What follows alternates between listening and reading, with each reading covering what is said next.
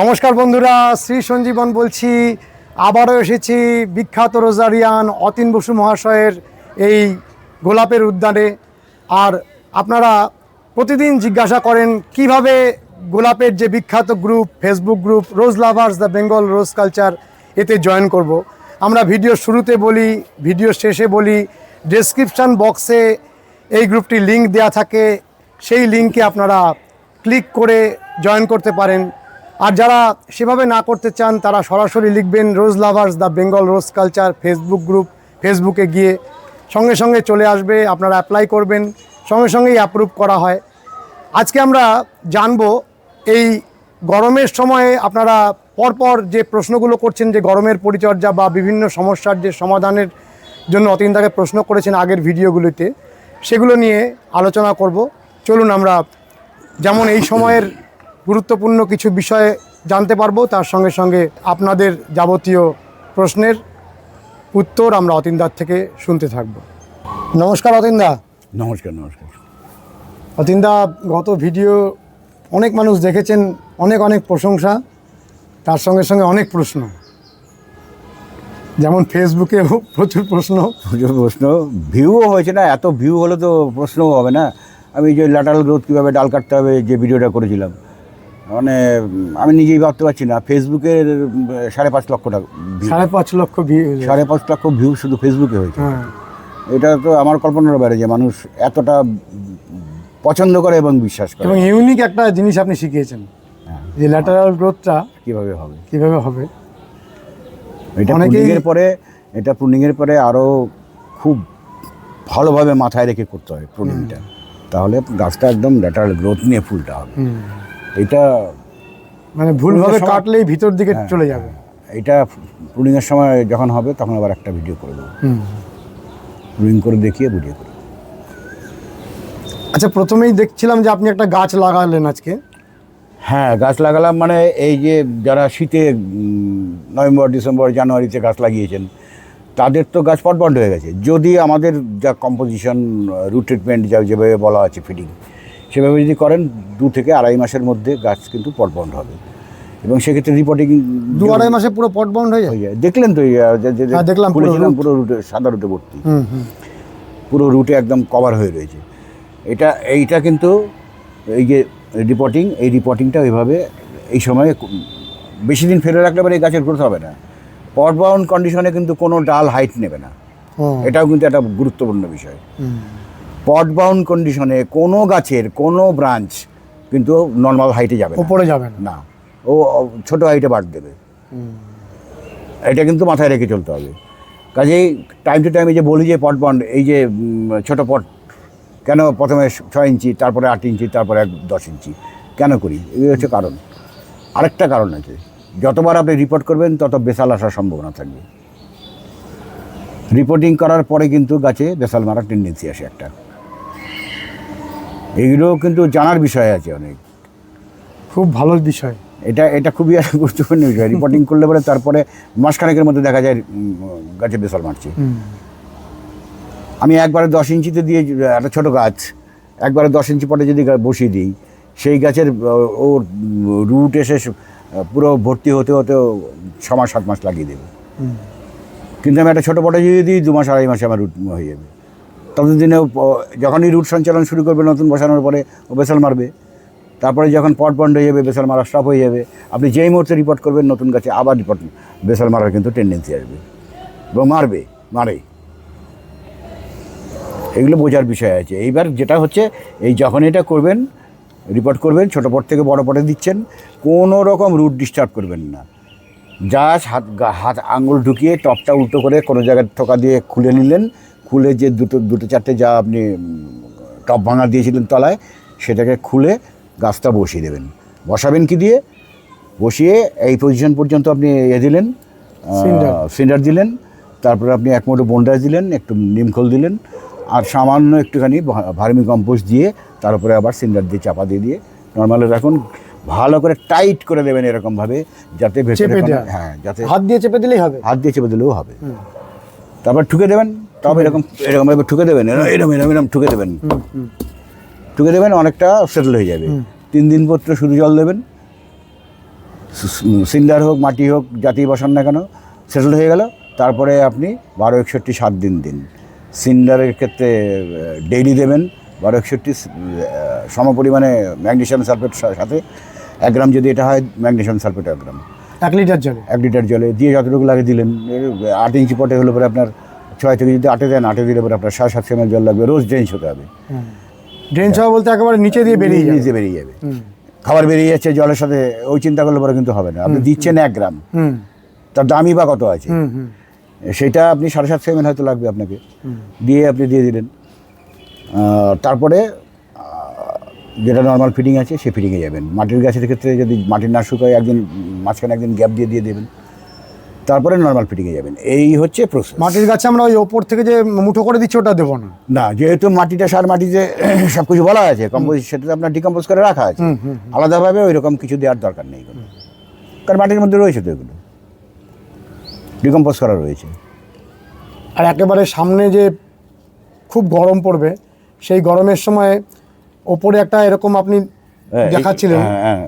গরমের সময় আপনি এই সময় যাদের নাকি জল বা যারা জল দিতে পারবেন তাদেরও অসুবিধা নেই।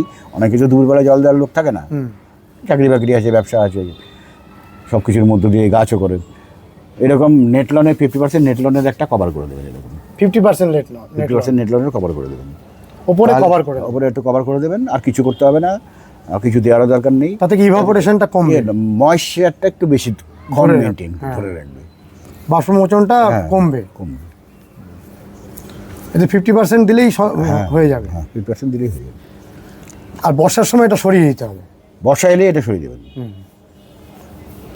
আর গরমের পরিচর্যা তো আপনি বহুবার বলেছেন যে এই সময় 4 বার 5 বার জল।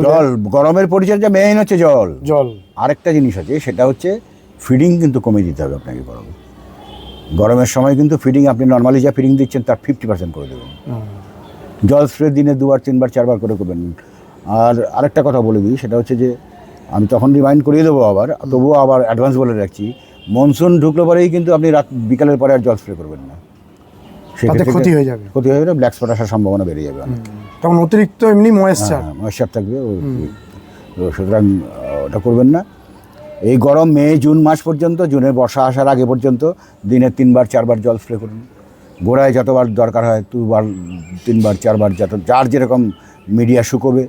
এক এক জায়গায় এক এক রকম ক্লাইমেটিক কন্ডিশন, এক একজনের ছাদে এক এক রকম ক্লাইমেটিক কন্ডিশন।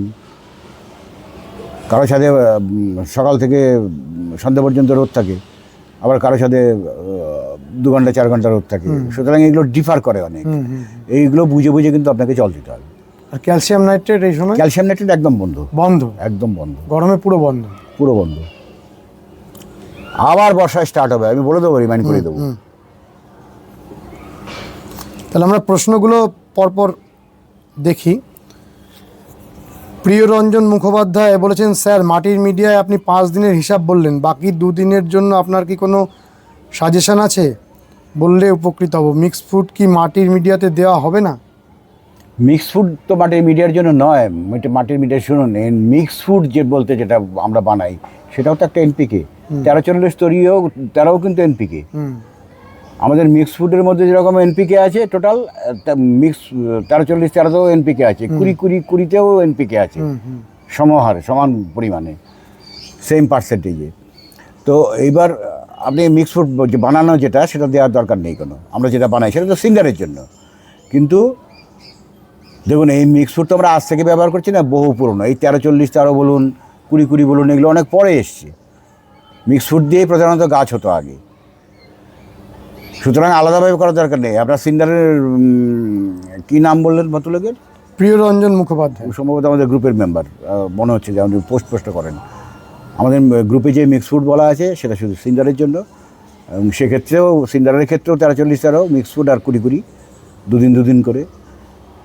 আর হচ্ছে আপনার সয়েল মিডিয়ার ক্ষেত্রে 1340 13 ম্যাগনেসিয়াম সালফেট 2 দিন, 20-20-20 ম্যাগনেসিয়াম সালফেট 2 দিন, 1 দিন হচ্ছে পটাশিয়াম নাইট্রেট, মানে 13-0-45। এই হচ্ছে। আর হাতে যেটা আছে তার জন্য ওয়েট করুন। পুডিংয়ের আমি আগে এই যে গ্যাপ কেন রেখেছি, তখন আমি চেষ্টা করে দেখব এই গ্যাপ কীভাবে পূরণ করা যায়। ওই জন্যই রাখা আছে। Guitar for everyone,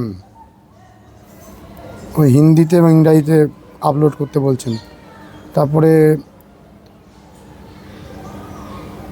cinder Rajendra বলছেন যে please share rose media cinder preparation. Cinder preparation কি আলাদাভাবে কি বলবো? ঝুমা মালখান্ডি বলছেন যে দাদা ব্লাইন্ড শ্যুটের একটা ভিডিও দেবেন, বুঝতে পারছি না কিছু। ব্লাইন্ড শ্যুট তো এর আগে দেখিয়েছি তো কীভাবে ব্লাইন্ড শ্যুট কোনটা হয়। এই সময় তো ব্লাইন্ড শ্যুটের খুব একটা হবে না, হয় না, এটা হয় প্রুনিংয়ের পরে। এটা প্রুনিংয়ের সময় আমি দেখিয়ে দেবো আবার। এই সময় যেভাবে গাছ চলছে ব্লাইন্ড শ্যুট হলে পরেও আপনি ফিডিং চালু রাখুন, অটোমেটিক্যালি ব্লাইন্ড শ্যুট ছেড়ে যাবে। গ্রুপে এরকম বহু কোশ্চেন এসছে, বহু ঠিক হয়েছে, সেগুলো আবার গ্রুপে পোস্ট হয়েছে যে ব্লাইন্ড শ্যুট হয়েছিল, গ্রুপের অ্যাডভাইস মতো ব্লাইন্ড শ্যুট ছেড়ে এই বাট এসছে আবার। সুতরাং নর্মালি গ্রুপটা ফলো করে চলুন, গ্রুপটা ফলো করে চলুন, সব কিছু জানতে পারবেন। ময়েশ্চার মানে কম থাকলেও ব্লাইন্ড শ্যুট হয়, নানান কারণে হয়, নানান কারণে। রুট ব্লাইন্ড শ্যুটটা জেনারেলি প্রুনিংয়ের পর হয়। ঠিক মতো রুট আসেনি, প্রুনিং করে দিয়েছে, প্রুনিংয়ে গাছ রেডি হয়েছে কিনা প্রুনিংয়ের জন্য তার তো সিমটম আছে, সেগুলো তো অনেক বলা আছে, সেগুলো কেউ মেনটেন করছে না, কেটে দিল, গাছ রেডি হয়নি, সেক্ষেত্রে ব্লাইন্ড শ্যুট হবে। আর ব্লাইন্ড শ্যুট যদি ডাইব্যাক না করে তো ব্লাইন্ড শ্যুট অবধারিত, ডাইব্যাকও করে ও থেকে, মানে সেই ক্ষেত্রে গাছ রেডি হয়নি, রুট রেডি হয়নি, আপনি এ করে দিলেন, গাছে কোনো পাতা নেই, কিছু নেই, ডাল কেটে দিলেন, সেক্ষেত্রে আপনার ডাইব্যাক হবে। ফার্স্ট চান্স হচ্ছে ডাইব্যাক হওয়ার। যদি ডাইব্যাক থেকে কোনো রকমভাবে বেঁচেও যায় তাহলে আপনার ব্লাইন্ড শ্যুটের না থাকলে পরে গাছ খাবারটা নেবে করতে গেলে। গোল্ড ফিশ অ্যান্ড গার্ডেন বলেছেন অসাধারণ। রিনা জি উনি বলছেন যে মিক্স ফুডটা একটু বলতে পারবেন তাহলে খুব ভালো হতো। অনেকবার বলা আছে, তবুও আরেকবার বলে দিচ্ছি। মিক্স ফুড হচ্ছে আমরা যেটা মিক্স ফুড গ্রুপে রেকমেন্ড করে রেখেছি, অ্যামোনিয়াম সালফেট 30 গ্রাম, সুপার ফসফেট 20 গ্রাম, পটাশিয়াম নাইট্রেট যেটা 1345 20 গ্রাম, ম্যাগনেশিয়াম সালফেট 15 গ্রাম, জিঙ্ক সালফেট 3 গ্রাম, অ্যাগ্রোমিন ম্যাক্স বা মোবোমিন 3 গ্রাম। ঝুমা মালখান্ডি বলছেন যে স্যার এই গরমে গোলাপ গাছকে কিভাবে বাঁচাবো আর কি পরিচর্যা করব? জলটা ঠিক মতো দিন, গরমে যেটা বললাম, জলটা ঠিক মতো আপনার ছাদের কন্ডিশন অনুযায়ী কতক্ষণ রোদ পড়ে, কতক্ষণ সময় লাগে মিডিয়া শুকোতে, এইটা বুঝে আপনাকে জল দিতে হবে। আর গরমের ফিডিংটা কিন্তু কমে দেবেন। স্বপন চৌধুরী বলছেন দাদা গোলাপ গাছের ডাল কাটবো কোন মাসে? ডাল কাটবেন প্রুনিংয়ের সময় কাটবেন, নভেম্বর মাসে কাটবেন, এখন তো ডাল কাটার কোনো প্রশ্ন নেই। এখন কোনো ডাল কাটার প্রশ্ন নেই। যদি কোনো একটা ডাল মানে অবিন্যস্তভাবে বাড়ে তার সেটাও কি কাটা যাবে? এই গরমের মধ্যে শুনুন, ডাল কাটলে এবারে তো সাইড দিয়ে ডাল বেরোবে, সেটা কিন্তু এই গরমে বেরোনোর চান্স কম। ঠান্ডার ওয়েদার না হলে পরে হবে না, লাভ হবে না কোনো। তাহলে শুধু ছেড়ে দেওয়া, এখন ছেড়ে দেওয়া ছাড়া কোনো উপায় নেই। রাজা বিশ্বাস বলছেন দাদা আমি নতুন গাছ বসিয়েছি মাটির মিডিয়াতে, আমি মিক্সড খাবার দিই, এখন আপনি আমাকে বলুন কতদিন পর পর দেবো মিক্সড খাবার? মাটির গাছের ক্ষেত্রে মিক্স খাবার না দিয়ে আপনি 13 দিন ম্যাগনেশিয়াম সালফেট দিন, তাতে ভালো রেজাল্ট হবে। 13 ম্যাগনেশিয়াম সালফেট বারবার করে বলা হচ্ছে, গ্রুপে খুব সুন্দর গাছ করছে মাটিতে মিডিয়াতে যারা করছে। তো 13 20 আর পটাশিয়াম নাইট্রেট, এই 3টের ফিডিংয়ের উপরে গাছ করুন, মিক্স ফুডের থেকে অনেক বেটার রেজাল্ট হবে। তানভীর বলছেন দাদা ডাইব্যাক ঠিক করার ভিডিওটার লিঙ্কটা একটু দেবেন প্লিজ। ডাইব্যাক ঠিক করার ভিডিওর লিঙ্ক চাইছেন? এগুলো অনেকে দেখতে হবে, গ্রুপগুলো অনেক ভিডিও আছে, 50-60খানা বোধহয় ভিডিও বেশি আছে হয়তো, তার থেকে 45 লক্ষ লোক ভিডিও দেখেছে, সাধারণ ব্যাপার নাকি? ফেসবুকে 15 লক্ষ লোক ভিডিও দেখেছে, না আমাদের পক্ষেই খোঁজা মুশকিল এখন, সত্যি কথা বলতে। সে তো ঠিকই। কোন ভিডিওতে কী বলা হয়েছে? 3 মার্চ স্বপন চৌধুরী বলছেন দাদা আজ 3 মার্চ 2026, গোলাপের ডাল এবং শিকড় কাটবো কবে? ডাল কাটা এবং শিকড় কাটা দুটো একসঙ্গে কখনোই হবে না। আপনাকে শিকড় বড় গাছ হলে পরে আপনার তো রিপোর্টিংয়ের টাইম ফেব্রুয়ারি মার্চ অনেকবার বলা আছে, দেখানোও আছে কীভাবে রিপোর্টিং হবে, গ্রুপেই আছে, গ্রুপে ফিচার সেকশনে দেওয়া আছে, ওইভাবে করে নিন, ইউটিউবে রয়েছে। সোনালী আচার্য বলছেন যে 13-0-45 কীভাবে ব্যবহার করব? আচ্ছা, এই নিয়ে আছে, এই যত ফিডিং বলা আছে অনেকেই কোশ্চেন করে, এটা কি ফোলিয়ার স্প্রে করবো না ড্রেঞ্চিং? আমরা কখনোই ফোলিয়ার স্প্রের কথা বলি না, সবসময় ড্রেঞ্চিং করবেন। 1 লিটার জলে আপনি 1 গ্রাম দিন, গাছ অনুযায়ী হয়তো সে 2 গ্রাম দিন, যাই লাগে আপনার গাছে, সেটা হচ্ছে জলে গুলে দেবেন। যাই দেবেন জলে গুলে দেবেন, সবই ওয়াটার সলিবল যা বলা আছে। দেবেন সাথে সাথেই গুলে যাবে, সাথে সাথে গুলে যাবে। তারপরে আপনি গোড়ায় দিয়ে দিন, কোনো ফলিয়ার স্প্রের দরকার নেই। ফলিয়ার স্প্রে থেকে ড্রেঞ্চিংয়ের এফেক্ট অনেক ভালো হয়, বেটার হয়। অর্ণব দে বলছেন, গুড মর্নিং দাদা। অতীন বাবু স্যার, আপনার ভিডিওতে বলছেন মাইটের অ্যাটাক হলে ও মাইট 3 ml পার 10 লিটার ওয়াটারের সাথে মিশিয়ে গাছে স্প্রে করতে। আমি স্যারের ফেসবুকের গ্রুপের একজন মেম্বার, সেখানে কোশ্চেন করায় একজন মডারেটর বললেন গ্রুপ থেকে ওমাইট রেকমেন্ডেড করা হয় না। ব্যাপারটা খুব কনফিউজিং। করা না, আমার এমনি এতে দেওয়া আছে, ভিডিওতে দেওয়া আছে, গত মাসের ভিডিওতেও বোধহয় দেওয়া আছে যে মাইট যদি লেগে যায়, কাকাতে যদি না যায়, কাকা 2 ml পার লিটারে যদি না যায়, সেক্ষেত্রে ইন্টারপিট ব্যবহার করতে পারেন 1.5 ml। ওবেরন বা ওমাইট যদি ব্যবহার করেন তাহলে 0.30 ml, মানে 10 লিটারে 3 ml। আপনি যেটা বলেছেন ঠিকই ধরেছেন, এটা করতে পারেন, কিন্তু স্প্রেগুলো কিন্তু অবশ্যই রাত্রে করবেন। রাত্রে করবেন, ফ্রিজের ঠান্ডা জলে করবেন, বেটার রেজাল্ট পাবেন। তানভীর বলছেন যে দাদা, কোকো ফাইবার দিয়ে মালচিং করলে কোনো প্রবলেম হবে কি? আপনি কোকোপিট বলছেন না কি বলছেন বুঝতে পারছি না। কোকোপিট দিয়ে মালচিং করলে মানে কোকোপিট জল ধরে রাখে, গরমের সময়টা অনেকে করে, গ্রুপেও দেখি পোস্ট আসে। তো যেখানে নাকি বেশি গরম, বর্ষার ইয়ে কম, সেইখানে কোকোপিট ভালো কাজ করবে। কিন্তু আমাদের এই অঞ্চলে কোকোপিটে কেউ ভালো গাছ করছে বলে আমার জানা নেই। আমরা তো করিই না, রেকমেন্ডও করি না, কারণ কোকোপিট একটা সময় পচবে, সেখান থেকে ফাঙ্গাল ইনফেকশন হওয়ার চান্স থাকবে। জল ধরে রাখবে, জল ধরে ধরে পচবে ওটা, সেখান থেকে গোলাপের ক্ষতি হলেও হতো। প্রথম অবস্থায় ভালো থাকে, হ্যাঁ, প্রথম অবস্থায় হয়তো ভালো থাকবে কিছুদিন, তারপরে তো পচতে আরম্ভ করবে। আর পচা মানেই হচ্ছে টবের মধ্যে ডিকম্পোজ হওয়া, মানেই যে কারণে আমরা গোবর সার বা ভার্মি কম্পোস্ট কম ব্যবহার করি, ফাঙ্গাল ইনফেকশন হওয়ার চান্স বেশি থাকবে অনেক। ইন্দম দত্ত বলছেন, আমার সিন্ডারে কটা গাছ আছে, সন্ধ্যাবেলা রাত্রিবেলা জল স্প্রে করলে ডাইব্যাক হবে কি? এই সময় গরমের মধ্যে করতে পারেন, কোনো অসুবিধা নেই। আমি নিজেও করি, রাত 10টার সময় খাওয়া দাওয়ার আগে একবার জল স্প্রে করে দিয়ে করতে পারেন। এই গরমের সময় কোনো অসুবিধা নেই, তবে বর্ষায় ঢুকে গেলে কিন্তু একদম ভুলেও করবেন না। মালবিকা ভট্টাচার্য বলছেন যে মাস্কারাটাতে কিছুতেই ব্যাসাল আসে না। আমার 4 বছরের গাছ মাটিতে আছে, সব পরিচর্যা করি, শুধু গুড়ি মোটা হয়। আমার নিজের ক্ষেত্রেও তো, ওই যে মাস্কারার 2টো ডালের উপরে আছে। মাস্কারায় কেন বেসাল মারতে চায় না আমি নিজেও যাই না। অন্যান্য গাছে যেরকম বেসাল মারতে, এগুলো জেনেটিক ব্যাপার থাকে হয়তো, তো বেসালটা একটু কমই মারে। কিছু কিছু গাছ আছে, বুগাটি বলে একটা গাছ আছে, বেসাল কমে। এই বছরই দেখলাম আমার ছাত্রের একটা গাছে 5টা বেসাল মেরেছে, এই প্রথম দেখলাম আমার লাইফে। মানে আগের 2টো ছিল, আর 5টা এই বছরের শীতে বেসাল মেরেছে। মোটা মোটা বেসাল, বড় বড় বেসাল, স্ট্যান্ডার্ড বেসাল একদম। এই দেখলাম বুগাটিতেও দেখেছি বেসাল মারতে চায় না। ফুলওয়ালা অভিজিৎ বলছেন, স্যার 1340 13 প্লাস ম্যাগনেসিয়াম সালফেট, এগুলো কি মিডিয়াতে দেবো নাকি স্প্রে করতে? না না, বলে দিলাম তো, সব মিডিয়ায়, কোনো স্প্রের ব্যাপার নেই। কৃষ্ণাশঙ্কর কর্মকার বলছেন, সয়েল মিডিয়াতে কি পিএইচ মেনটেন করতে হবে? ডোজ কি হবে? ডোজ 10 লিটারে 1 ml, ডোজ একই। এবার আপনার প্রয়োজন অনুযায়ী গাছের পাতা বলে দেবে আপনাকে যে পিএইচ ঠিক আছে কিনা, গাছের গ্রোথ বলে দেবে।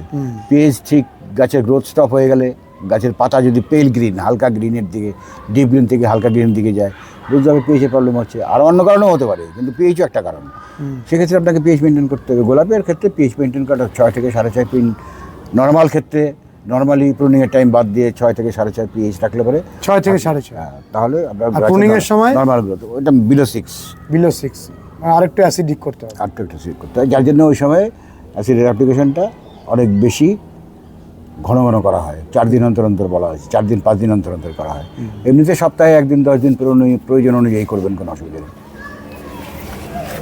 অনেক মানুষ আপনাকে শুভেচ্ছা জানিয়েছেন, সেগুলো আমরা আর অন্ধকার হয়ে গেছে বলে জানাচ্ছি না। মূলগত প্রশ্নগুলো আমরা ধরলাম। হ্যাঁ, অনেক কিছু তো কভার করা হলো। হ্যাঁ হ্যাঁ, ঠিক আছে, নমস্কার, আজকের মতো। অনেক দূর থেকে যখন ক্লান্ত হয়ে এই ছাদে আসি, তারপরে অতীন্দার সংস্পর্শে থেকে একেবারে উজ্জীবিত হয়ে যাই। আপনারাও নিশ্চয়ই ভিডিওটি দেখতে দেখতে ঠিক একই রকমের অভিজ্ঞতার সম্মুখীন হন। ঠিক সেই কারণে আমাদের এই ভিডিওগুলো আপনাদের কাছে অমূল্য হয়ে থাকবে। আর আপনারা প্রতিদিন কিছু মানুষ জিজ্ঞাসা করেন কিভাবে গ্রুপটিতে জয়েন করব। ঠিক সেই কারণে প্রথমে এবং শেষে আমরা দুবার করে বলি, আবারও সেই কারণে বলছি, Facebook group rose lovers the Bengal rose culture, এই গ্রুপটিতে আপনারা ফেসবুকে গিয়ে লিখে জয়েন করতে পারেন। আর না হলে এই ভিডিওটার যে ডেসক্রিপশান বক্স তাতে লিঙ্ক দেওয়া থাকবে, সেই লিঙ্কে ক্লিক করে আপনারা সরাসরি জয়েনিং নিতে পারেন। কেমন লেগেছে ভিডিওটি জানাবেন, লাইক করবেন, শেয়ার করবেন, সাবস্ক্রাইব করবেন।